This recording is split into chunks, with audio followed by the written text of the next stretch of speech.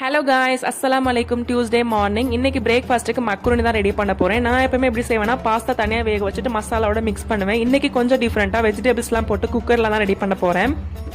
குக்கரில் எண்ணெய் ஆட் பண்ணிட்டு பட்டை, ஏலக்காய், பிரியாணியில் சேர்த்துட்டு 2 மீடியம் சைஸ் ஆனியன் கட் பண்ணி வச்சிருக்கேன். அதையும் உள்ள ஆட் பண்ணி நல்லா வதக்கிக்கிறேன். வெங்காயம் நல்லா வெந்ததும் 1 டேபிள் ஸ்பூன் இஞ்சி பூண்டு பேஸ்ட் சேர்த்துக்கிறேன். இஞ்சி பூண்டு பேஸ்ட் பச்சை வாசனை போனதும் 3 மீடியம் சைஸ் தக்காளி, ஒரு பச்சை மிளகா சேர்த்துக்கிறேன். தக்காளி நல்லா வெந்ததும் மசாலாஸ்லாம் ஆட் பண்ணிக்கலாம்.